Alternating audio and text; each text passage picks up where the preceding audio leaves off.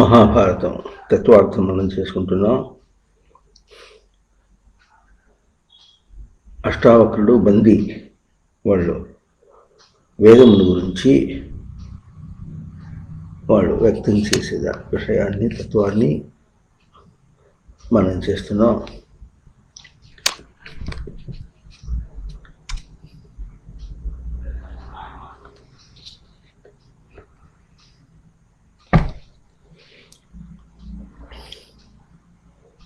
ఇంతవరకు సప్త అన్న అంశం మీద బందీ తన భావాన్ని వ్యక్తం చేశారు, తన గ్రహింపుని వ్యక్తం చేశారు. ఇప్పుడు అష్ట అన్న అంశం మీద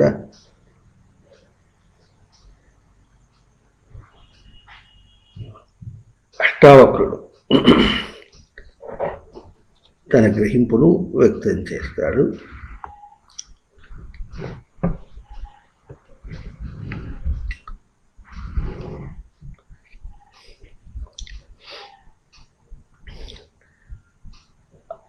అష్ట శబ్దం అసువ్యాప్తౌ అనే ధాతు నుంచి వస్తుంది. విశేషేణ ఆప్నోతి వ్యాప్తి అంటే విశేషంగా పొందుట,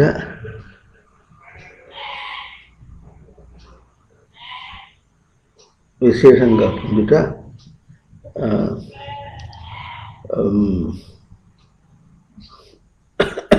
అష్ట శబ్దం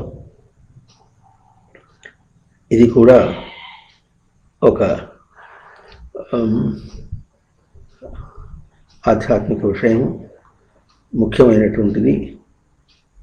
సప్త శబ్దానికి ఇంకొక అడుగు ముందుకే ఉంటుంది. సమన్వయం కావటం అనేటటువంటిది లోకంలో మనం ఎట్లా ఒక సమస్యగా దర్శనం చేస్తుంటామో, చూస్తుంటామో, దానిలో ఇరుక్కుని బయటపడలేక ఎట్లా అవస్థపడుతూ ఉంటామో, అట్లాంటిదే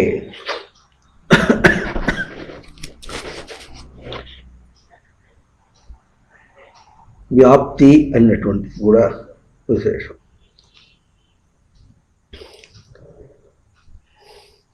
సమన్వయం కాకపోతే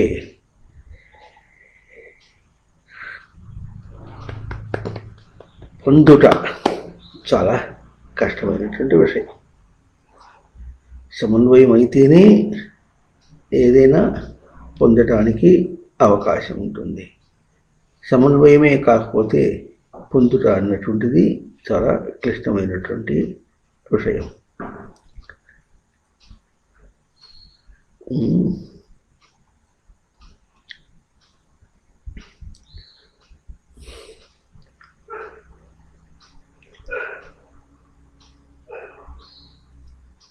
సమన్వయం కావటానికి మనకు రెండు అంశాలు మనం చెప్పుకున్నాం.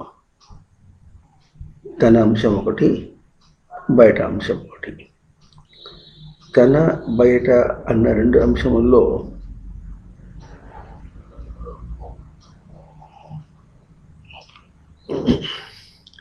తన బయట అన్న రెండు అంశముల్లో అంశములు రెండు వేరు కానీ అవి రెండు కూడా ఒకే చోట ప్రవర్తిస్తున్నవి, ఒకే చోట ఉత్పన్నమైనవి. అయితే ఒక చోట నుంచి రెండు వేరువేరైనటువంటివి ఎట్లా ఉత్పన్నమవుతాయి అన్న అంశము సాధారణంగా సాధకులకు ముందొచ్చుకొస్తుంటుంది. సామాన్యులకు అసలు ఈ బెడద ఏమీ లేదు. వాళ్ళకి అదా ఇదా తెలియదు. వాళ్ళ గాలిలో గాలి ఎట్టనట్టు పోతే అట్లాంటి పోతుంటారు వాళ్ళు.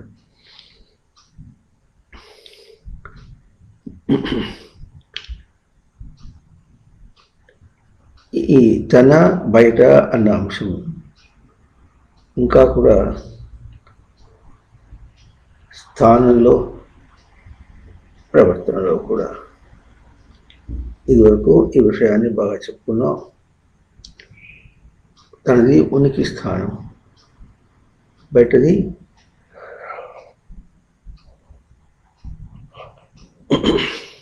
ప్రవర్తన, ఉనికి స్థానం. ప్రవర్తన స్థానం తనదేమో ఉనికి స్థానం, బయటన ప్రవర్తన. ఈ ప్రవర్తన అన్న మాట వచ్చేటప్పటికి ఇది ఎవరిది అంశము అంటే ఉనికిని ప్రవర్తింప చేయటానికి చేసే ప్రయత్నం. అసలు దోషం అక్కడే ఉంది. ఉనికికి ప్రవర్తించవలసిన అవసరమే వచ్చింది. ఉనికి స్థిరమైనటువంటిది. బయట ప్రవర్తించినప్పటికీ కూడా ఎందుకోసం ప్రవర్తిస్తున్నాడు? ఉనికిని తన స్థానంలో దర్శనం చేయలేక బయటికి ప్రవర్తిస్తున్నాడు. ఉనికికి తన స్థానం ఇప్పుడు కూడా భద్రమైనటువంటి స్థానం. లక్ష్యం అదే, సాధనకు లక్ష్యం అదే, సిద్ధికి కూడా లక్ష్యం అదే. వద్దన్నా కూడా ప్రతి ప్రాణి దానికోసమే అడుగు చాస్తుంది. తెలియక అయినా సరే, తెలిసైనా సరే. అటువంటిది కుక్క అరుస్తోంది అనుకోండి, ఎందుకు అరుస్తోంది ప్రశ్న వేస్తే కోనలు కనిపించలేదని అరుస్తుందా, లేక కోనల మీద ప్రీతి ఎందు చేస్తుందా, ఇంకా లేకపోతే తనకు ఏదో పోగొట్టుకున్నట్టుగా తెలియకుండా ఒక వెలుగు తనలో నుంచి వస్తుంటే దానికోసం చేస్తుందా, ఏదో పోగొట్టుకున్నదా, తనదే పోగొట్టుకుందా, తననే పోగొట్టుకుందా అన్న అంశములో ఇన్ని ప్రశ్నలు వేస్తే దానికి ఎట్లా తెలియవు? సామాన్యమైనటువంటి ప్రాణి అది, ఇంకా నీచమైన ప్రాణి అది. మనిషికి కూడా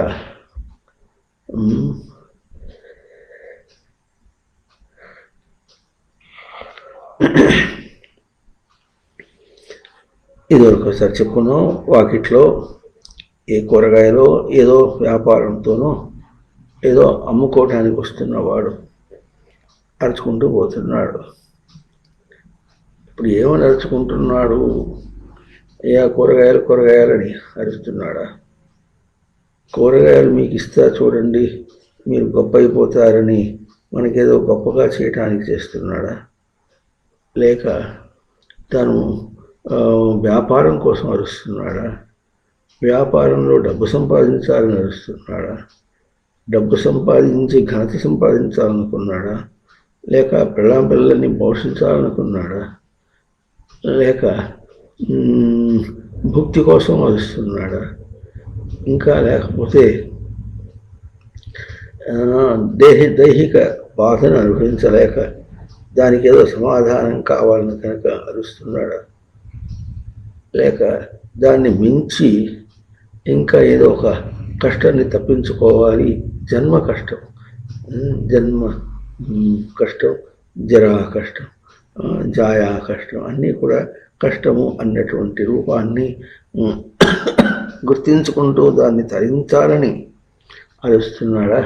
లేక తనకు ముక్తి కావాలని అరుస్తున్నాడా? అన్ని ప్రశ్నలు వెనకాలన్నాయి, కానీ ఈ ప్రశ్నలు ఏమీ మనకి తెలియవు. గట్టిగా తెలిస్తే ఆఖరికి అన్నం పట్టుకోటి కోసమని ఇది ఒక ఉపాయం. అన్నంత వరకే తనకు తెలుసు, కానీ మిగతావన్నీ తనకు తెలియటం లేదు. ఇప్పుడు వీటిల్లో ఏది పొందుతున్నాడు? దేంతో సమన్వయం అవుతున్నాడంటే దేంతోనూ సమన్వయం కావటం లేదు. సమన్వయం కావటం అంటే సమన్వయమై కుదురుగా ఉండటం.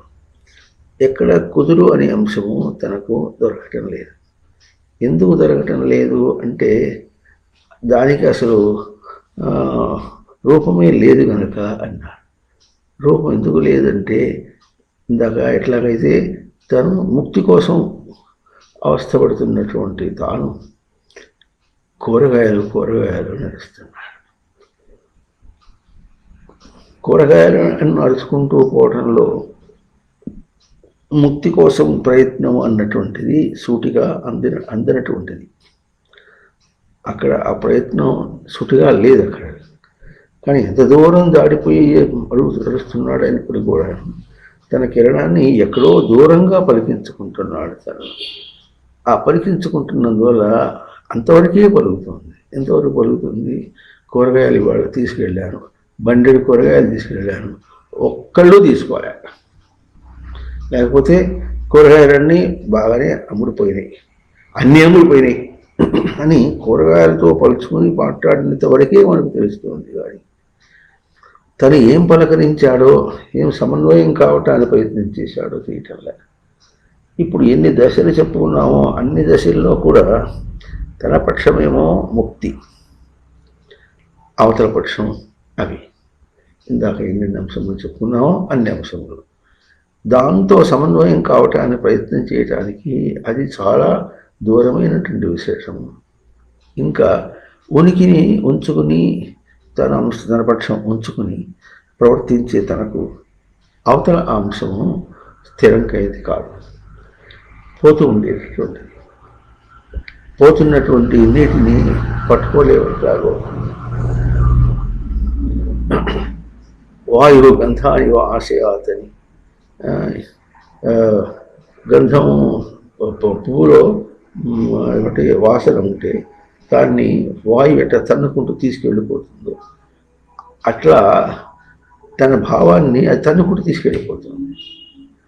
అక్కడ ఆగి ఎందుకు చేస్తున్నానని ఆలోచించడానికి తనకు అవకాశం దొరకటం లేదు. దొరకనందువల్ల అక్కడ సమన్వయం అనేది కుదరలేదు. సమన్వయం కుదరలేదు కనుక ఏం పొందాడు? కూరగాయలు అని అరిచినటువంటి వాడు కూరగాయల్ని అమ్ముటా అన్న అంశాన్ని కూడా చేయటం పొందటం లేదు. కానీ లోకంలో వానికి పేరేమి? కూరగాయలు అమ్మేవాడు. కూరగాయలు అమ్మేవాడు వచ్చాడు, కూరగాయలు అమ్మేవాడు వచ్చాడు అని లోకమంతా వస్తుంది.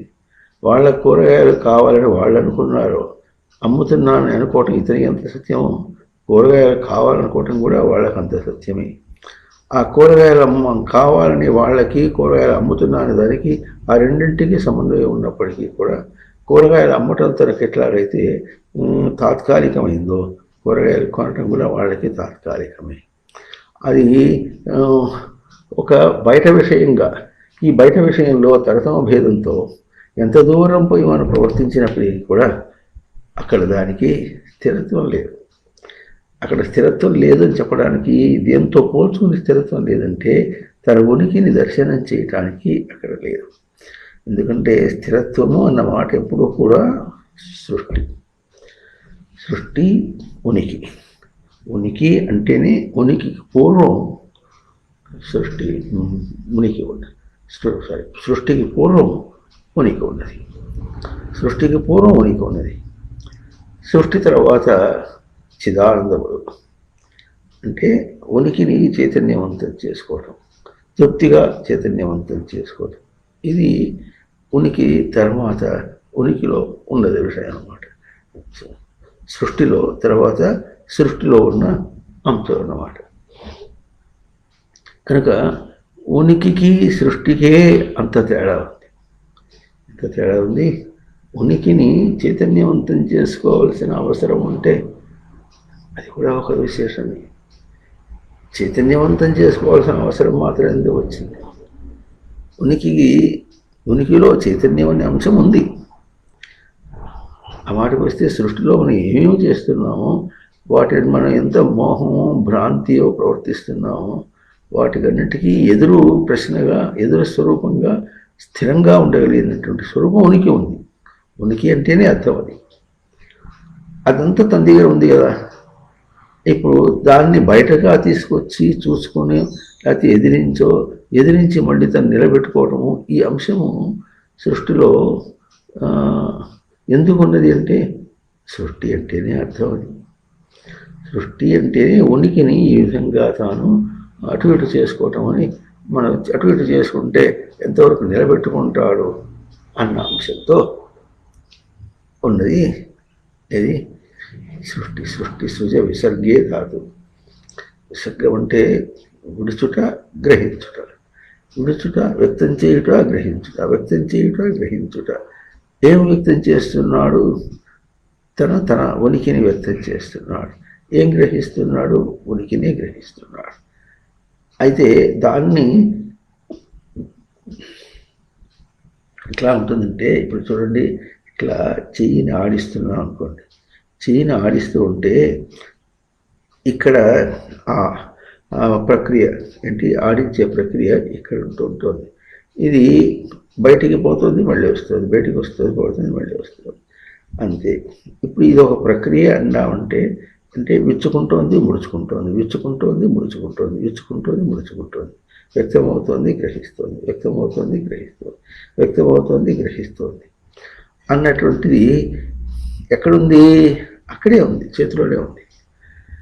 ఇది ఎంత స్పష్టమో అట్లాగే ఇందాక చెప్పుకున్నటువంటి అన్ని అంశముల్లో కూడా ఆ ప్రక్రియలో అదే ఉంది.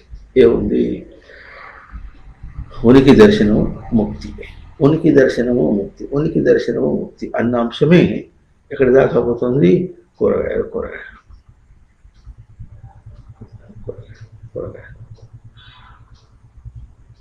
అంతకంటే తాను ఇంకొకటి వ్యక్తం చేయలేడు.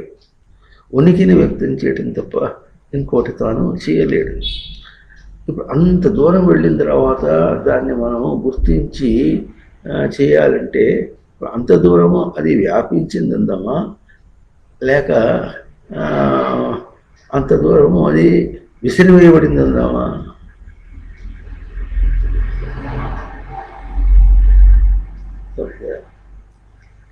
తన సమస్య అంత దూరం విసిరివేయబడిందా, లేక వ్యాపించిందా? వ్యాపించింది అన్న పదానికి మళ్ళీ వ్యాప్తి అనే పదానికి విశేషణ ఆప్నోతి, పొందుట. అంత దూరము పొందబడిందందామా, లేక అంత దూరం విసిరివేయబడిందందామా అని అంటే, ఇప్పుడు చూడండి, ఈ చేతిని ఇట్లా అన్నప్పుడు అంత దూరము ఈ విసురుడు అక్కడి దాకా విసిరివేయబడింది. కానీ విసిరివేసినటువంటి ఆ ప్రక్రియలో ప్రవర్తించినటువంటి ఈ వేళ్ళు ఎంతవరకు వెళ్ళినాయో అదే వేళ్ళు వెళ్ళినాయి, మళ్ళీ అదే వేళ్ళు ముడుచుకున్నాయి, అదే వేళ్ళు వెళ్ళినాయి, అదే వేళ్ళు ముడుచుకున్నాయి. కానీ మనకి ఎక్కడ తెలుస్తుంది?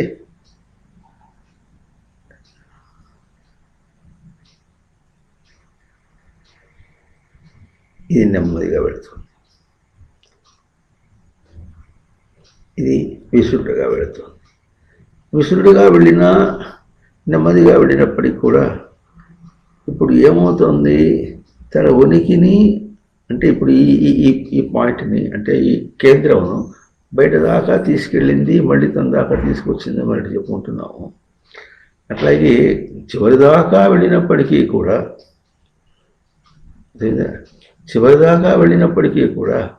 తన ఉనికిని తాను ఆ చివర గుర్తించాడా?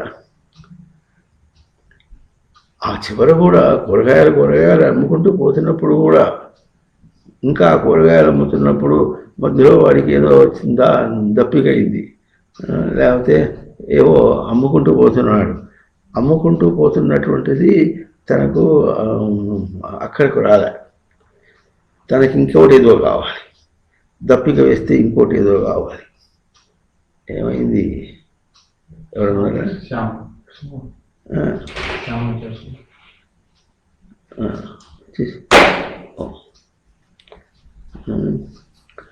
అదే అంత దూరం కూరగాయలను అమ్ముకుంటూ పోతున్న తోట దగ్గరికి వచ్చి అక్కడ ఆ కేక దగ్గర నుంచి కూడా, ఆ కేకలో కూడా కూరగాయలు అమ్ముతున్నాడు, కానీ తనకు దాహం వేసింది, అప్పుడు ఇంకోటి కావాల్సి వచ్చింది. అంతదాకా కూడా ఉనికినే వ్యక్తం చేస్తున్నాడు. కానీ ఉనికినే వ్యక్తం చేస్తున్నప్పటికీ ఉనికి అంతదాకా పోయిందా అంటే లేకుండా ఆ కేక లేదు. తన ఉనికిని గుర్తించుకోకుండా అంత కేక లేదు. అసలు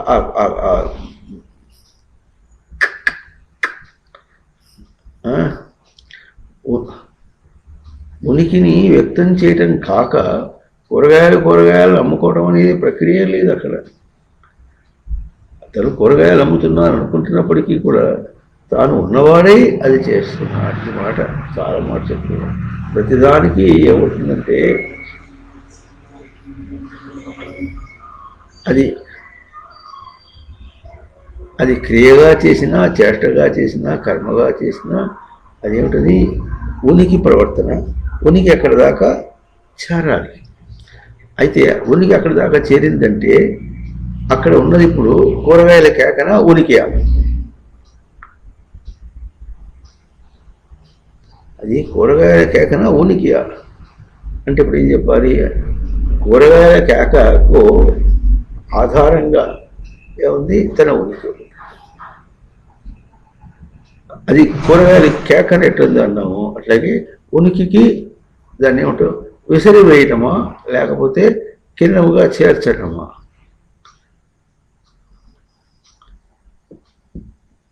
ఇప్పుడు ఈ మాట ఎక్కడ వస్తుంది? అక్కడ కూరగాయ దగ్గర కాదు, తన దగ్గర వస్తుంది. అంటే ఒక పని చేసేటప్పుడు కష్టపడి చేస్తున్నాడు అనుకోండి. కష్టపడి చేస్తున్నాడంటే రెండు మాటలు ఉన్నాయి. కష్టపడి పని చేస్తున్నాడు, ఒకటేమో కష్టపడుట, ఇంకోటేమో పని చేయుట, రెండు ఉన్నాయి ఇక్కడ. కష్టపడుట అనేటువంటిదేమో తన ఉనికితో ఉనికిని గుర్తించడంలో కష్టపడుట. పని చేయుట అనేటటువంటిదేమో బయట దాంతో పోల్చి పని చేయుట. ఇప్పుడు ఈ కష్టపడుట అన్న అంశాన్ని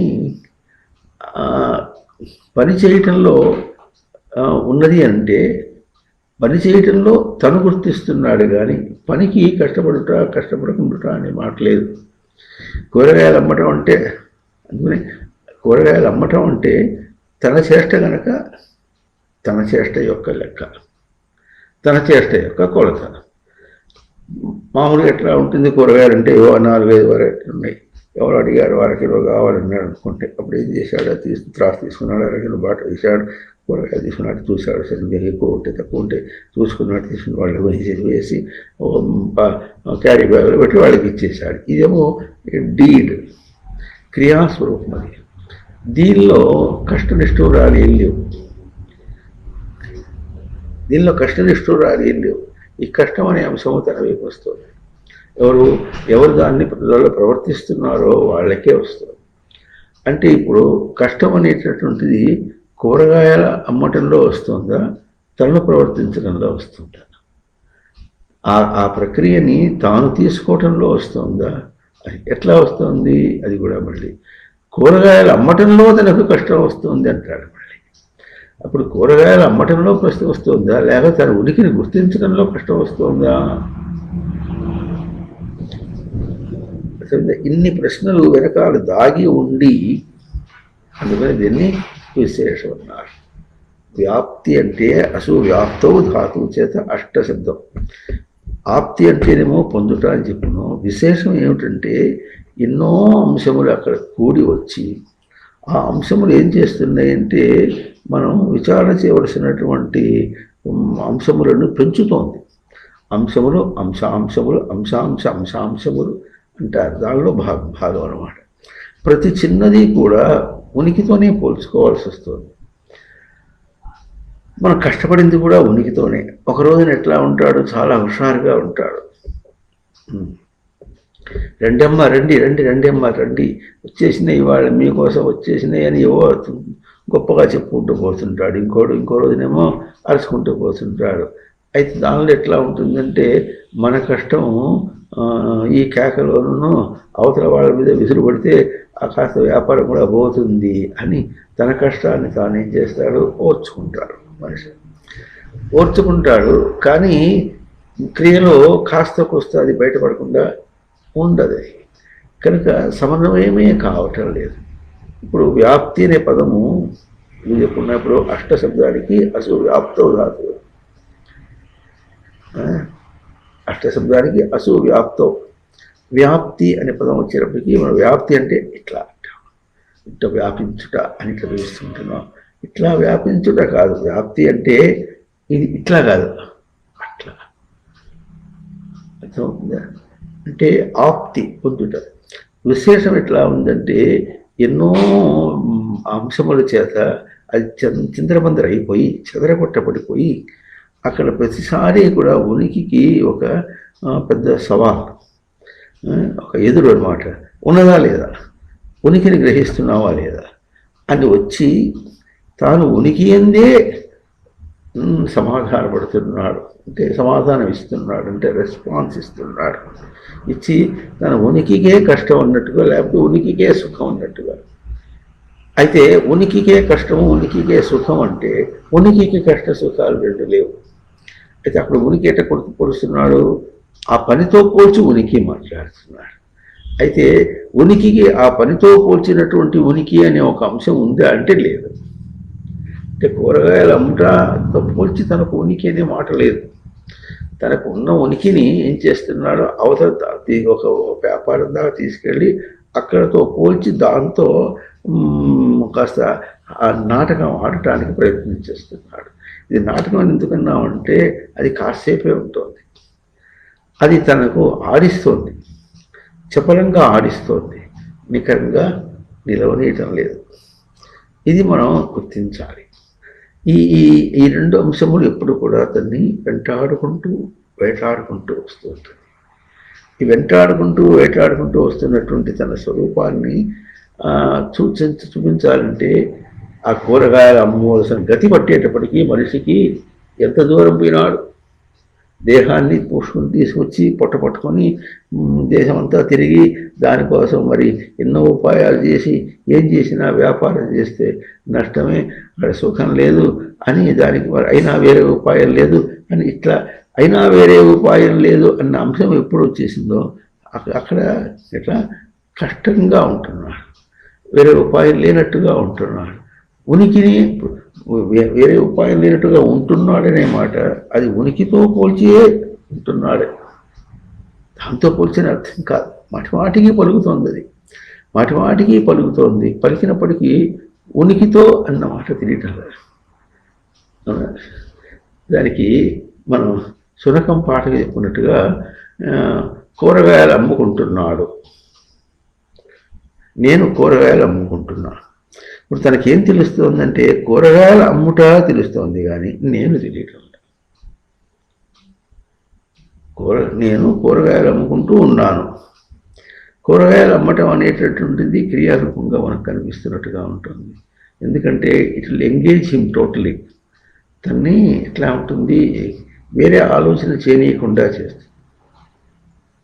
కూరగాయలు తీసుకురావాలనో, లేకపోతే ఉందో, లేకపోతే వాటిని అంత కాస్త తడి పెట్టుకోవాలనో, లేకపోతే రేపు నవనవలాడుతూ ఉండాలనో, ఎట్లా ఇది చేయాలో అటువంటి అంశాలు కొన్ని ఉండి, దాంతోపాటుగా మళ్ళీ ఇంటికి వచ్చేటప్పటికి ఇంట్లో మళ్ళీ భార్య పిల్లలు, మరి వాళ్ళ విషయం సమాధి, తర్వాత వాళ్ళ ఆరోగ్యం, తనకు దేహ ఆరోగ్యము, ఇటువంటి అంశంలో వాతావరణము, ఇటువంటి ఇన్ని అంశములు వచ్చేటప్పటికి ఇన్ని ఆలోచించుకుంటూ వాటి మీదే వెళ్ళి కొడుతుంటే మనం గబుక్కున ఆలోచించుకుంటూ అంటుంటాం.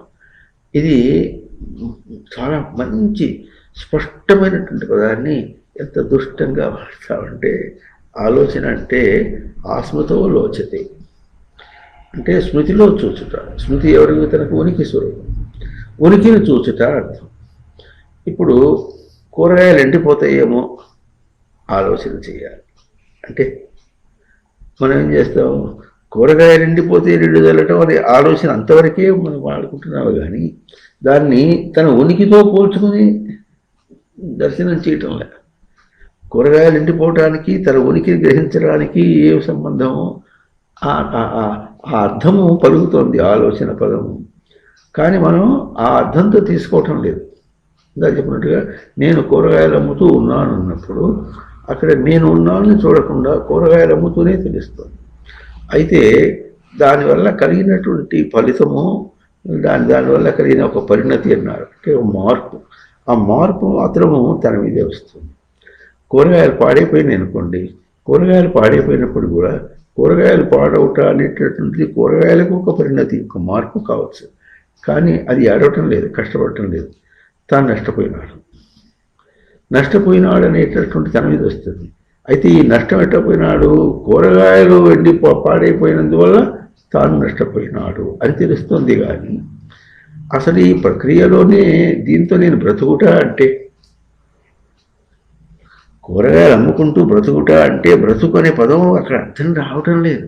బ్రతుకు అంటే ఏమిటి? మరణం లేకుండా ఉండటం, చావు లేకుండా ఉండటం. బ్రతుకంటే చావు లేకుండా ఉండటం. ఇప్పుడు చావు బ్రతుకుల తేడా ఎట్లా వచ్చింది అక్కడంటే, కూరగాయలు అమ్మితే 4 డబ్బులు వస్తాయి, మళ్ళీ ఆ డబ్బులతో నేను తింటా, మళ్ళీ కొంత పెట్టుబడి పెట్టి వ్యాపారం చేస్తా అని ఇట్లాగే అక్కడ దాంతోనే మాట్లాడుతున్నాడు. టర్మ్స్ దాని మీద వెళుతోంది, కానీ బ్రతుకుట అన్న అంశం అక్కడ రాలేదు. అవునా? ఈ బ్రతుకుట అనే అంశము చివరిదాకా ఎట్లా వస్తుంది? మాటి మాటికి ఈ బ్రతుకుట అనేటటువంటిది దెబ్బతింటాం, నాశమవుతుంది, తను చచ్చిపోతాడు. బ్రతుకుకి నాశము మరణము అన్న అంశము ఎదురుపెట్టి మాట్లాడుతుంటాడు. అదే బ్రతుకు అనే పదానికే అర్థము బ్రతుకుట. Living is living. లివింగ్ అంటే ప్రాణధారణ. అవునా? ప్రాణధారణ అంటే ప్రాణము ధరించి ఉండుట. జీవతీతి జీవ ప్రాణధారణే, జీవనం. బ్రతుకుట అంటే జీవనం. ప్రాణధారణ, ఈ ప్రాణధారణ అనే అంశము అక్కడ లేదు, గుర్తింపులో లేదు. అది మళ్ళీ చెప్పుకుంటున్నాం. నేను కూరగాయలు అమ్ముతూ ఉన్నాను అన్నప్పుడు కూరగాయలు అమ్ముతూ తన ప్రక్రియ అంతా అక్కడే ఆడుతుంది. కూరగాయలు అమ్ముతూ అంటే ఏమి తను మరి అనుకోవాలనో చేయాలనో దానికోసం ఏం చేయాలనో అక్కడే జరుగుతుంది. కానీ నేను ఉన్నాను అనే అంశము దాంతో పోల్చుకుంటే, నేను ఉనికికి ఎప్పుడు అనుకుంటే కూరగాయలు అమ్మటానికి నేను ఉండటానికి ఏంటి బా. ఇంకా ఎట్లా ఉంటాడు? కూరగాయలు అమ్ముతూ 4 డబ్బులు సంపాదించి ఇంకా ఘనంగా ఏదో చేయాలి, ఇంకా గొప్పగా అనుకుంటున్నాడు. అంటే అక్కడికి ఎప్పుడు ఏం చేయాలనుకుంటాడు? కూరగాయలు అమ్ముటతో తాను ఉంటున్న ఉనికిని అక్కడ పరిమితం కాకుండా ఇంకా గొప్పగా ఏదో చేసుకొని 4 డబ్బులు సంపాదించి ఇంకో మితమేడ వేసుకుని కాస్త సుఖంగా ఉండాలి అన్న అంశంలోకి దీన్ని లాక్కెడుతున్నాడు. లాక్కెడుతూ అక్కడ దానికి నిలకడగా ఉండలేయటం లేదు. కనుక ఆ నేను ఉన్నాను అనే అంశంతోనే తాను కష్టపడుతూ పోటీ పడుతున్నప్పటికీ కూడా తనకేం కనిపిస్తుంది? కూరగాయలు అమ్ముతూ ఆ వ్యవస్థను చూసుకోవడంతోనే సరిపోతుంది. అవస్థ తన దగ్గర, వ్యవస్థ బయట. ఈ అవస్థకి వ్యవస్థకి ఎక్కడ పొంతన ఉన్నట్టుగా రెండింటినీ పోల్చుకుని ఆ వ్యవస్థని నిలపటము, లేకపోతే రెండింటినీ పోల్చుకుని తన అవస్థను చూడటము. వ్యవస్థను చూడాలి, లేకపోతే పోల్చుకుంది. రెండు కలిపి కలిపేసుకుని అంటున్నాడు. కానీ రెండింటికి పోలిక కానీ పొంతనం కానీ ఉన్నట్టుగా ఎక్కడ తన మాటల్లో కానీ తీరులో కానీ కనిపించడం లేదు. ఉండాలి అంటే కూడా గట్టిగా ఉండాలి అంటే చాలా గొప్పగా డబ్బు సంపాదించి ఏదో గొప్పగా ఏం చేస్తాడు? మహా పెట్టుకుంటే ఏం చేస్తాడండి? ఇంట్లో సోఫాలు పెట్టుకుంటాడు ఇంతగా. ఆ సోఫాలతో తను పోయేటప్పుడు అవి వచ్చేవి ఏం కాదు. ఎన్ని ఉన్నా కోటీశ్వరుడైనా కూడా, కోటీశ్వరుడైనప్పుడు కూడా మరి పొడిచి తాను బాధపడవలసిన వాడే కానీ సుఖం అనే మాట ఎక్కడ కనిపించదుగా.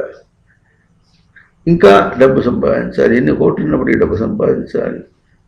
మరి ఎంత సుఖం ఉన్నప్పటికీ కూడా సుఖం లేదనే మాట బాగా తెలుస్తుంది. చీఫ్ మినిస్టర్కి సుఖం లేదు, ప్రైమ్ మినిస్టర్కి సుఖం లేదు. అంత దాకేందుకు ఒక ఆధ్యాత్మిక సంస్థ పెట్టుకొని మనబోటి వాళ్ళు ఏదైనా కాస్త మంచి పని చేద్దామన్నా సుఖం లేదు. ఎందుకు? దాని తగిన వాళ్ళు రావద్దు, దాని తగిన వాడు ఉండాలి, దాంట్లో ఉంటే ఎట్లుండాలి. ఇంకా ఎట్లా ఉంటుందంటే సంసారంలో సంసారికి వదిలిపెట్టి ఊరుకుంటాడు. ఏం చేస్తాడు? అంత నాది అంటాడు కానీ వదిలిపెట్టి ఊరుకుంటాడు. వాళ్ళ కోసం చాలా అవస్థపడుతున్నా అనుకుంటాడు. కానీ వాళ్ళకి తిండి తిప్పలు చేయటం ద్వారా సరిపోతుంది. కానీ వాళ్ళు నిజంగా ఎట్లా ఎదగాలి అనే విషయాన్ని వాళ్ళ అంశానికి ఆలోచనకి తీసుకురాడు. అసలు చివరికి ఏమైనా వదిలేస్తాడు, వదిలేస్తే వెళ్ళిపోతాడు.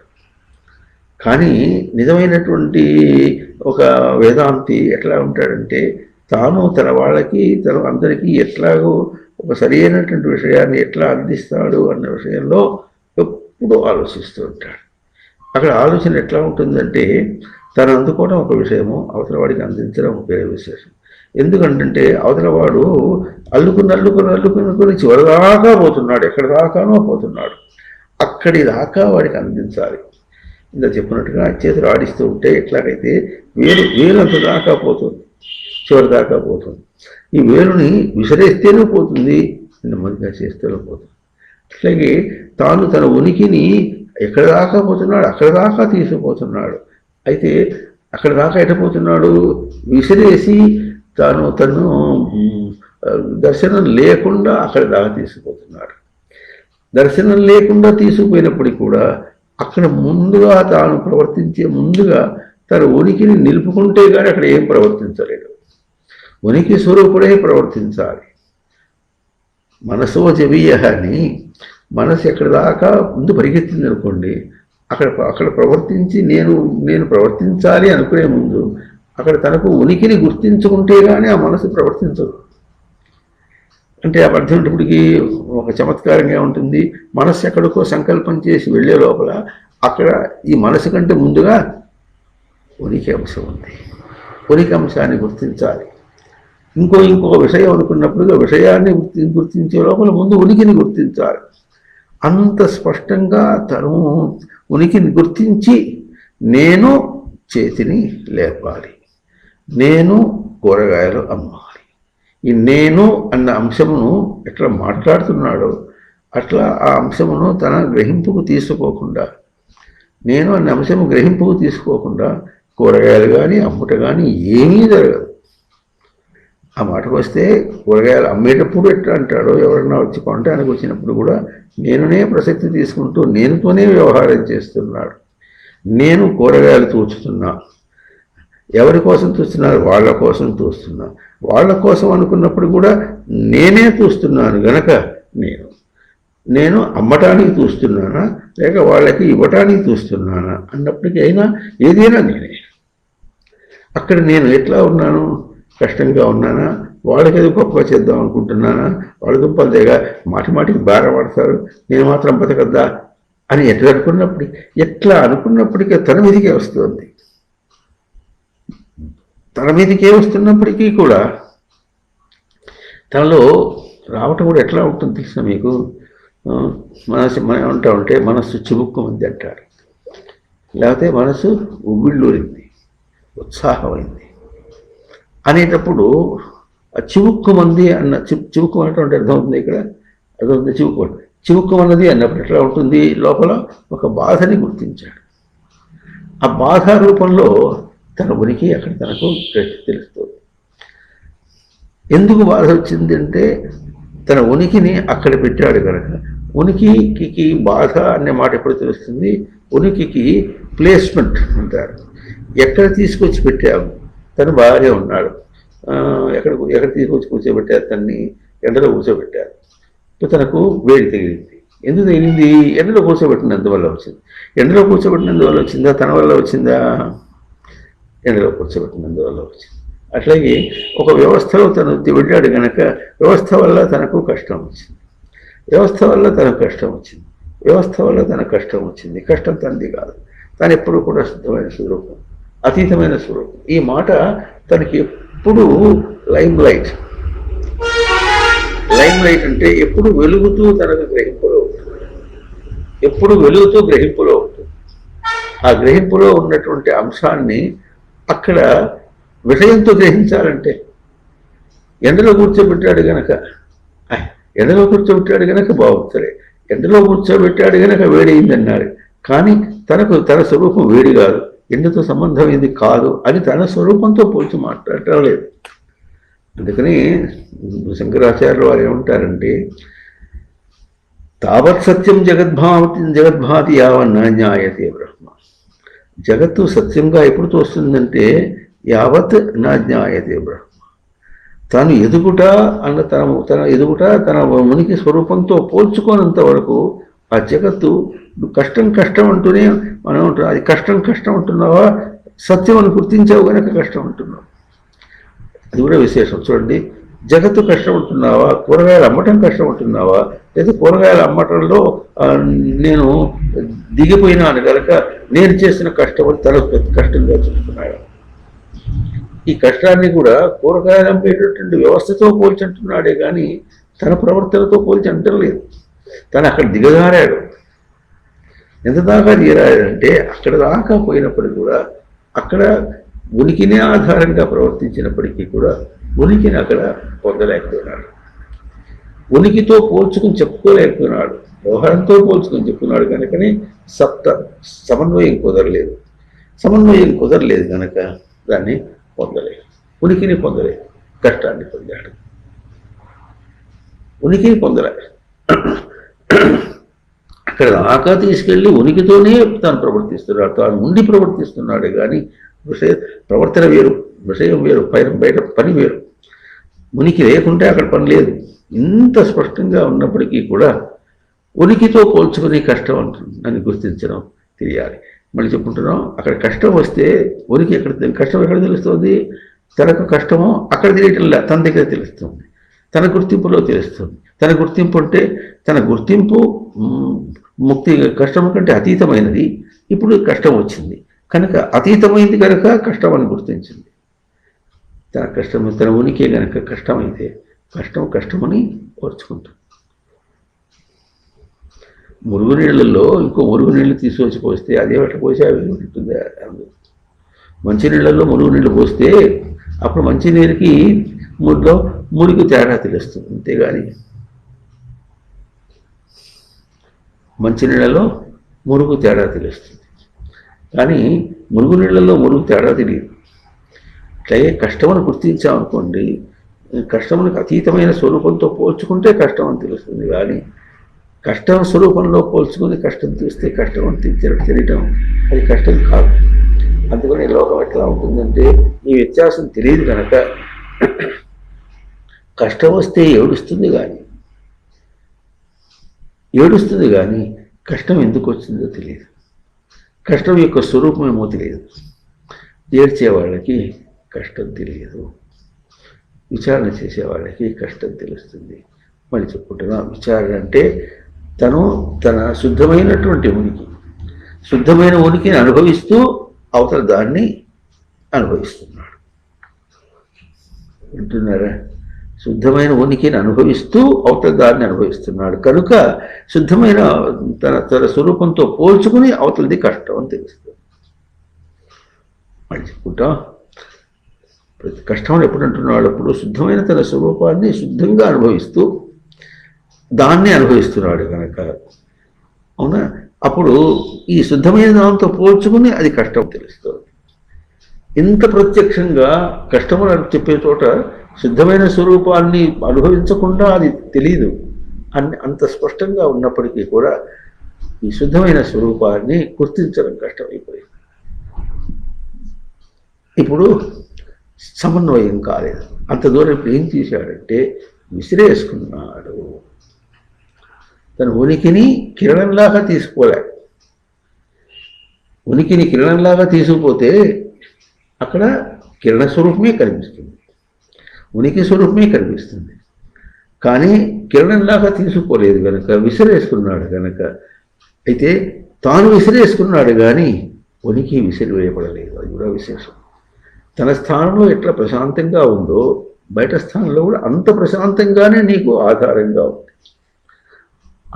ఆ తేడాకి ఒక పదం చూపిస్తుంది శాస్త్రం, ధారణ. ధారణ అనేటటువంటిది తన స్వరూపమే ధారణ, ఉనికి యొక్క ధారణ. తన స్థానంలో ఉనికి యొక్క ధారణ ఎంతో అవతల చివరి స్థానంలో కూడా ఉనికి యొక్క ధారణ ఎప్పుడూ ఒకటిగానే ఉంటుంది. ఈ ధారణ అనే మాటకి మనం ఎట్లా ఉంటుందంటే తనతో పోల్చిన ధారణ, బయట దాంతో పోల్చిన ధారణ. తనతో పోల్చిన ధారణకి ఎప్పుడూ తేడా లేదు. తాను అమీబాగా ఉన్నప్పటి నుంచి ఇప్పటిదాకా రేపు తాను సాధన చేసి సిద్ధిస్వరూపాన్ని పొందుతానంత వరకు కూడా ఒకటే స్వరూపం. అదే ఆ ఉనికి స్వరూపమే సృష్టి అంతా. మనమందరం కూడా సృష్టిలో అంశములే. నువ్వు జీవుడు అనుకున్నా, జిల్లేడకాయ అనుకున్నప్పటికీ, ఏమనుకున్నప్పటికీ కూడా ఇవన్నీ కూడా బయటవి. అంత సృష్టికి పూర్వం ఏదుందో అంతే ఉంది. మనం సినిమా పోయినట్టుగా సినిమా పోముందు ఏం చేశాడు? ఇంట్లో చక్కగా బాగా అవి తిన్నాడు, హుషారుగా పోయినాడు, సినిమా పోయినాడు. ఆ 3 గంటల సేపు అక్కడ కూర్చున్నప్పుడు ఏదో అంతా వాడు కుస్తీ పడుతుంటే తను కూడా కుస్తీ పడినట్టుగా అంటున్నాడు. వాడు సంతోషపడుతున్నారు. వాళ్ళ హావభావాలు ఏముంటే అన్నీ తను నెత్తికి తీసుకొని అనుభవించాడు. ఆ తర్వాత 3 గంటల తర్వాత బయటపడేటప్పుడు ఎట్లా ఉంటుంది, ముందు మొహంతో చెమట పోయి 3 గంటల సేపు అవస్థపడ్డాడు. అవసరపడిన మొహంతో వస్తాడు. అప్పుడు తొందరగా ఇంటికి పోవడానికి ఏం చేయాలి, ఏదో ఆటోలు గీటోలు పట్టుకుని తొందరగా వెళ్ళిపోదాం. ఆ వేషం సినిమా ముందుకు పోయినప్పుడు తర్వాత వచ్చినప్పుడు ఇట్లా ఉండేట మధ్య తేడా తెలుస్తుంది. అంటే ఏమిటి, పూర్వము, మధ్యకాలము, అంతకాలం, ఆది మధ్య అంతం.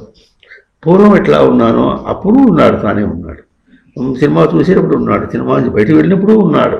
కానీ తాను ఎట్లా పోల్చుకుంటున్నాడు, పూర్వం ఎట్లా ఉన్నాడు వెళ్ళాలని, ఇప్పుడు ఎట్లా ఉన్నాడు వెళ్ళి చూసి వచ్చా, బయటకు వచ్చినప్పుడు ఎట్లా ఉంది, చూసి రావటం దేహంతో కష్టంగా ఉన్నప్పటికీ చూసి వచ్చారనేటటువంటి ఒక సంతోషము అని ఇట్లా ఎన్నెన్నో మాటలు పెట్టుకొని దానిలో ఇంకా దాన్ని మననం చేసుకుంటూ పోతుంటే బాగా ఉంటుంది. ఇంకోటి ఏమంటాడు, ఇందుకు ఆటోలో ఏమొద్దు, చక్కగా చూసిన సినిమా మననం చేసుకుంటూ మాట్లాడుకుంటూ వెళ్ళిపోదాం, తొందరగా వెళ్ళిపోతాం అని ఇటువంటి మాటలు ఏవో మాట్లాడుకుంటారు మనుషులు. మాట్లాడుకుంటూ అక్కడే చూస్తున్నాడు తన ఉనికిని, ఆ మాటల్లో చూస్తున్నాడు, మళ్ళీ చూస్తున్నాడు. కానీ అక్కడ ఉనికికి పూర్వం ఎంత ఉందో తాను అదే, ఇప్పుడు తర్వాత కూడా అది. ఏది అంటే పూర్వం ఎట్లా ఉన్నాడు, ఇప్పుడున్న సినిమాలో పోయి సినిమాలు దూకేద్దామని అనుకోలే, తాను ఉండాలని అనుకున్నాడు. అయిపోయింది కనుక, సినిమా అయిపోయింది కనుక ఇప్పుడు నేను పూర్వం ఎట్లా ఉన్నాను ఇప్పుడు ఎట్లా ఉన్నానని కానీ ఉనికితో పోల్చుకుని ఒక చిన్న పిసరైనటువంటి గ్రహింపు యొక్క ప్రసక్తి తనలో రావటం లేదు. ఉనికి యొక్క ప్రసక్తి తనలో రావటం లేదు. ఎంత మార్పులు చెందుతున్నటువంటి దీంతోనే వస్తున్నాడు. మార్పులే బ్రతుకంటున్నాడు. మార్పులు ఏమవుతున్నాయి, ఆది తర్వాత మధ్యం తర్వాత అంతం అయిపోయింది. దేహం పుట్టింది, పెరిగింది, చచ్చిపోయింది. దేహం చచ్చిపోతేనే చచ్చిపోయినా అనుకుంటున్నాడు. మరి ఈ దేహం ఉన్ననాడు బ్రతుకంటున్నాడు. దేహం ఉన్ననాడు బ్రతుకైతే ఈ బ్రతుకు చావుకు వెళ్ళిపోయేటట్టుగా ఉంటే తాను చావేగా స్వరూపం. మరి చావుకే స్వరూపాన్ని చేర్చుకొని చావే తనకు స్వరూపంగా అనుకొని నిశ్చయించుకొని ఉన్నాడా, లేక బ్రతికే ఉండాలనుకుంటున్నాడా? ముసలివాడు 99 సంవత్సరాలకి కరోనా ఎఫెక్ట్ అయితే ఏం చేస్తాడు, తొందరగా పోయి కరోనా నుంచి బయటపడాలనుకుంటాడా? అయిపోయింది, ఎట్లా అయిపోయింది, పోతే అని అనుకుంటాడా? అది అనుకోడు, ఇది అనుకోడు. దాంతో ఎట్లయితే నీకేం కనుక కరోనా ఉంటే ఏమి, కరోనా లేకపోతే నేనుగా ఉన్నానా లేదా అని చూసుకోవద్దు. అది చూసుకుంటే కరోనా ఉంటే ఉంటాడు, కరోనా పోతే వస్తుంది, దేహం పోయింది, నేనున్నా. ఇప్పుడు విషయంతో విషయం పోయింది, నేనున్నా అన్న తృప్తి మనిషికి రావటం లేదు. ఎందుకంటే పోల్చుకోవటం లేదు, అంతే. యావన్నా న్యాయతే బ్రహ్మ, ఎంతవరకు అయితే పూర్ణమైన స్వరూపంతోనే వెళుతున్నాడు. పూర్ణమైన స్వరూపానికి, పూర్ణత్వమునకు ఎప్పుడు లోటు లేదు. పూర్ణత్వమునికే కనుక లోటు ఉంటే సృష్టికి అర్థం లేదు. పూర్ణమైన సృష్టి కనుక లేకపోతే సృష్టికి పూర్ణత్వమే కనుక పోతే సృష్టికి అర్థం లేదు. ప్రవర్తనాత్మకంగా సృష్టి వచ్చినప్పటికీ, గ్రహింపు వ్యక్తీకరణగా సృష్టి వచ్చినప్పటికీ కూడా అక్కడ పూర్ణత్వం ఎప్పుడూ కూడా పోలేదు. పూర్ణత్వమునకు కించిన్ మాత్రమైనటువంటి భేదం రాలేదు, మార్పు రాలేదు, ఇంకా హీనత్వము రాలేదు. అది నిలుపుతోంది. ఇంకా ఆ నిలిపిన స్వరూపము నీకు ధారణగా ధారణగా ఇస్తుంది. సోర్స్లో ఎట్టున్నావో అన్ని మూల స్థానంలో ఎట్లా నువ్వు గ్రహిస్తున్నావో అదే విధంగా గ్రహిస్తున్నావు. చివరిది అక్కడికి పోయి అక్కడంతా అయిపోయి గొల్లంతా అయిపోయి ఏడుస్తున్నానన్నప్పుడు కూడా ఏడుస్తున్నావా, ఉన్నావా? ఉనికితో పోల్చిన ఏడుపుతో పోల్చేవాడు ఉనికి. ఏడుస్తూ ఉన్నా అన్నప్పుడు ఉనికితో పోల్చి ఏడుపుతో పోల్చి ఉనికిపా, రెండో కాదు. కానీ అది ఏడుపుగా ఎందుకు తోచిందంటే ఉనికిని తెలుసుకోలేనందువల్ల ఏడిపోయింది. అట్ట మనం ఎట్లా అంటున్నాం, ఉనికితో పోల్చి ఏడుపుతో పోల్చి ఉనిక అనే ప్రశ్న వస్తుంది. కానీ ఈ పోల్చుకోవడం అట్లా కాదు, ఉనికితో పోల్చి కాదు, ఉనికిని గుర్తించినందువల్ల ఏడు. దానికి అర్థం చేసుకుందాం. చూడండి, లోకంలో ఏమంటారు, ఏదన్నా వచ్చినా కాస్త నిగ్రహం ఉండాలి, నిబ్బరం ఉండాలంటాడు. అంటే ఇప్పుడు ఏమైంది? నిబ్బరం నిగ్రహం అంటే స్వరూపం, అది బయట స్వరూపం కాకుండా తన స్వరూపం. తాను ఎంతగా నిగ్రహించుకుంటాడో అంతగా కష్టం లేదు. నిగ్రహం లేని వాడికి కష్టం. ఎంతవరకు నిగ్రహం తెలియదో అంతవరకు విషయం సత్యంగా ఉంటుంది. నిగ్రహం తెలిసిన వాడికి విషయం సత్యం కాదు. ఎందుకంటే తాను నిలుచుకున్నది. లోకంలో మాట చెప్తారు, ఎట్లా బతుకుంటే బలిసాగు తిరగచ్చు అని. ఎన్నిపోయినా బ్రతుకుంటే చాలు. అంటే బ్రతికుంటే బలిసాగు తిన్నప్పుడు అంటే బయటది ఏం పోయినప్పుడు కూడా బ్రతికి ఉంటుట అన్నటువంటి అంశం తన దగ్గర ఉంది. ఆ అంశము ఈ మాట ఈ సామెత చెప్తారు. కానీ అంటే ఎక్కడ చూసి తాను తృప్తిపడటం స్పష్టం, సత్యం, ఏమి దానిలో దోషం లేదు. కానీ ఎక్కడ చూచి తన స్థానం చూచి చెప్పట్లే. బ్రతికుంటే వలసాగు తింటున్నాడు, తినచ్చు, కనుక పోతే పోయిదిలే, బతికే ఉన్నాం కదా అని అంటల్లో ఆ బ్రతుకుని ఎటు చూస్తున్నాడు? నుండి విషయాత్మకంగా దేహంతో బ్రతికి ఉండటాన్నే చూస్తున్నాడు. కానీ బ్రతుకు అర్థానికి ఎప్పుడూ వీటితో పోల్చింది లేనే లేదు. ఎప్పుడైతే బ్రతుకుని ఆ విధంగా పోల్చి మాట్లాడామో మనం ఏం చేస్తాం? నీళ్ళని బట్టలని నీళ్ళలో జాడించినట్టు జాడిస్తాడు బ్రతుకుని. బ్రతుకుకి నికరమైనటువంటి స్వరూపం తన గ్రహింపుకి అందించలేడు. తన గ్రహింపుకి బ్రతుకు అన్న స్వరూపాన్ని అందించలేకుండా ఎట్లా ఉంటుందమ్మా? ఇంకోటి ఏంటంటే, మనిషి చపలంగా ఒక విషయం దీని గురించి కష్టపడుతున్నాడు అనుకుంటూనే ఇంకో విషయం దగ్గరికి వచ్చి ఆ విషయంలో ఇంకో ప్రసక్తి తీసుకుని ఇంకొక విధంగా దాంతో డీలింగ్ అంటారు. దాంతో కొంత వ్యవస్థ నడుపుతూ ఉంటాడు. ఇంకోటి మధ్యగా దాంతో చేస్తున్నా కానీ ఇంకోటి వ్యవస్థ వస్తుంటుంది. ఎవరైనా చచ్చిపోయి పడిపోతే ఆడవాళ్ళు ఎక్కువగా ఏడుస్తారు, మగవాళ్ళు ఏడవరు. అందులో ఇంకో విశేషం కూడా, చచ్చిపోతే ఏడుస్తూ కూర్చుంటారు. ఆ ఏడవటానికి కించిన్ మాత్రం అర్థం లేదు. చచ్చిపోయినాడు, దేహం విడిచిపోయినాడు. దేహం విడిచిపోయినటువంటి వాడిని మళ్ళీ రమ్మంటే ఎందుకు ఏడుస్తున్నావు? ఇప్పుడు దేహం విడిచిపోయినాడు ఏడుస్తున్నావా? దేహంలో ఉండాలనా? నువ్వు ఏడుస్తున్నావు కనుక మళ్ళీ వచ్చి దేహంలోకి వచ్చేసాడు అనుకోండి, ఆయన ఉంటున్నారా? చనిపోయిన వాడు నువ్వు ఏడుస్తున్నావు కనుక మన దేహంలోకి వచ్చాడు అనుకోండి, వచ్చి లేచి కూర్చున్నాడు అనుకోండి, అప్పుడు మనం ఏమంటాం? సంతోషపడతారా? పడరు. ఎందుకు? ఏ భూతం అది ఏమైపోయింది. విడిచిపెట్టిన శవంలోకి మళ్ళీ జీవుడు రావటం అంటే ఎప్పుడు మనం చూడలే. అది మనం కష్టంగానే ఉంది.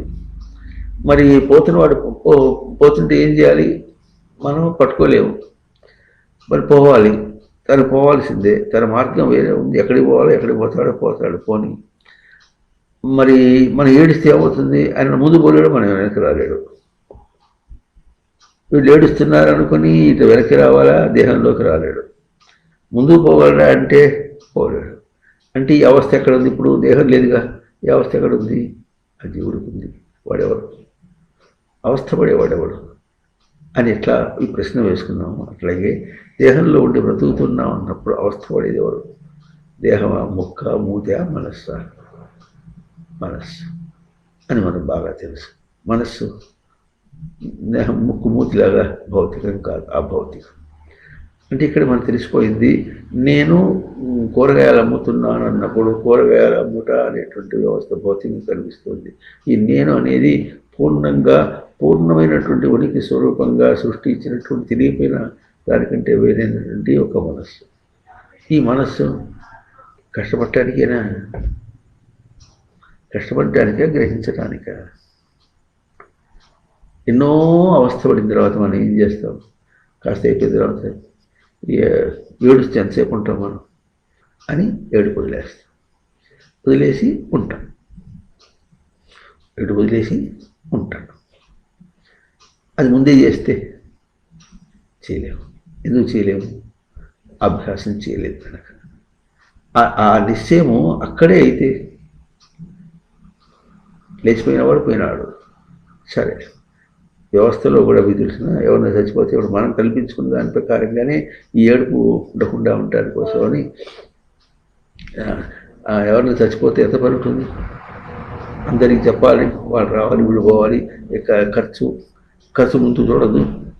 అందరూ వచ్చేసారు, వాళ్ళందరికీ పిండా కూడా పెట్టద్దు, అందరికీ పిండా కూడా పెట్టాలి. వాళ్ళ కోసం మరి పెట్టాలంటే వంట చేయొద్దు. ఎవరు చేయాలి? ముందు వంట మనిషిని మాట్లాడు. ఆ తర్వాత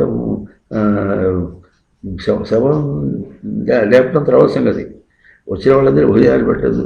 మరి సరుకులు ఏమున్నాయో లేదు, ముందు పోయి ఎక్కడ పోయి సరుకులు తీసుకురావాలి అని ఈ విధంగా చేసుకుంటూ ఆ తర్వాత పాడిగట్టి తీసుకుపోవటం. ఆ ఏడుస్తున్నప్పుడు కూడా అప్పుడు కూడా మరి ఆ భార్య ఉందనుకుందాం, ఆయన ఇప్పుడు చచ్చిపోయినప్పుడు ఆ భార్య ఏడుస్తూ ఉంటే ఆ ఏడుపుదే అక్కడికి పోయి మా అల్లుడు ఫోన్ ఎత్తట్లేదా, మళ్ళీ ఒకసారి ఫోన్ చేయి, మళ్ళీ చూడదు. అప్పుడు అది ఏడుస్తూ చెప్పినా ఏడుపు ఒక అంశము. ఏడుపు అంశంతోనే ఏడుపు అంశాన్ని పోషిస్తూనే మళ్ళీ ఆ విషయాన్ని సమాధానం చెప్పాలిగా. అంటే ఏం చేస్తుంది? ఆ ఏడుపుని తప్పించడం కోసమని మనం ఎన్నో వ్యవహారాలు పెట్టుకున్నాం. ఎవరు పెట్టుకున్నారు? మనమే పెట్టుకున్నాం. చచ్చిపోతే గబుక్కుని తీసుకెళ్ళి శవం కాల్ చేసి అయిపోయింది, మనం ఏం కర్మ చేయాలో చేసేసి ఊరుకోవచ్చుగా. ముందు లెక్కేసుకోవాలంటే చాలా అవసరం. పురోహితుడు రావాలి, ఆయన డబ్బులు కట్టాలి, అవి తీసుకురమ్మంటాడు. ఒట్టి పురోహితుడు వస్తే సరిపోదు, ఆయన అవి తీసుకురా అంటాడు. అది అయ్యా అంతా నువ్వు చూసుకోండి అంటే మళ్ళీ అంతా నువ్వు చూసుకోమంటేనో వాడు లెక్క ఎక్కువగా ఉంటుంది.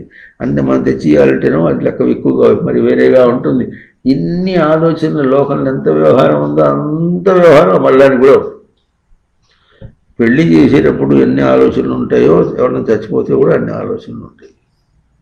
అయితే పెళ్లికి తిరిగి ఎట్లా ఉంటుందంటే ముందుగానే పెళ్లి గుర్తు తెలుసుకున్నాం కనుక చేసి ఆహ్వాన పత్రికను పంపిస్తాం. చచ్చిపోయిన తర్వాత కనుక ఆహ్వాన పప్పుగా కాకుండా ఎట్లా ఉంటుంది, అయ్యా సరిపోయినాడని వార్త చెప్తాం. మీరందరూ వచ్చుకోండి అనరు, పెళ్ళికి అట్లా వచ్చుకోండి అనరు. అది అట్లా అనకూడదు. చచ్చిపోతే వచ్చుకోండి అనకూడదు, పెళ్ళికైతే అందరూ వచ్చి ఆశీర్వదించండి అని ఇట్లా అన్ని ఈ భేదం అంతా మనం కల్పించుకున్నాం. అక్కడ ఉనికి అంశం యొక్క విచారణ లేదు. ఉండుట అంటే ఇంతమంది 50 మంది చేరారు అక్కడ చేరారు. ఇంత గోళ ఏది ఇప్పుడు కరోనా ఎంత మహమ్మారి రోగం అన్నట్టుగా వచ్చి అంటుకుంటేనే మనుషులంత గోళపడేటట్టుగా చచ్చిపోయేంత ఇదిగా అని భావన ఎట్లా అనుకుంటున్నాము. అంత వ్యవస్థ జరిగినా ఏదో జరిగింది సైదరాబాద్లో పుట్టినరోజు పండుగ చేశాడట. ఆ పుట్టినరోజు పండుగ చేసి ఏదో పెద్దగా అందరినీ పిలిచి ఆర్భాటంగా చేశాడు. అయిపోయింది. మొన్నటి వార్త ఏంటంటే ఆ ఇంట్లో 6 అపార్ట్మెంట్లో వాళ్ళందరికీ కూడా కరోనా అటాక్ అయింది. అంత వినోదమే కానీ విచారాలు కానీ ఎవరు అసలు ఏమిటి ఇదంతా ఎందుకున్నది అని ఏం ఆలోచించారు. దానిలో కూడా ఇంకెట్లా ఉంటుంది? మా నాన్న చచ్చిపోతే ఆ మాత్రం ఆర్భాటంగా చేయబోతే ఎట్లా ఉంటుంది? ఎవరిని వెళ్ళబోతే ఏం బాగుంటుంది? ఎవరికి చెప్పబోతే ఏం బాగుంటుంది? అందరినీ చెప్పకుండా గబుక్కుని పోయి తిరుపతి పోయి పెళ్లి చేసుకొచ్చేస్తాడు. తీసుకొస్తాడు కానీ అందరికీ చెప్పకుండా అయిపోయింది. కానీ ఎవరమ్మా అన్నదమ్ములు అందరూ వచ్చేసారు, వాళ్ళంతా చేంజ్ చేసేసారు, అయిపోయింది. ఆ తర్వాత ఫర్ యువర్ కైండ్ ఇన్ఫర్మేషన్ ఆయన పోయినాడండి, కర్మ పరాని రోజులు అయిపోయింది, మీరందరూ రావాల్సిన అవసరం లేదు అని చెప్తాడా? వాడు చెప్తుంటే బాగుంటుంది ఇది అని ఇట్లా అన్నిటి మీద అట్లా అని ఇట్లా అని దాని మీద ఏదో మర్యాదలు ఇట్లా మాట్లాడుకుంటాడే కానీ. అందుకని ఈయన ఎవరు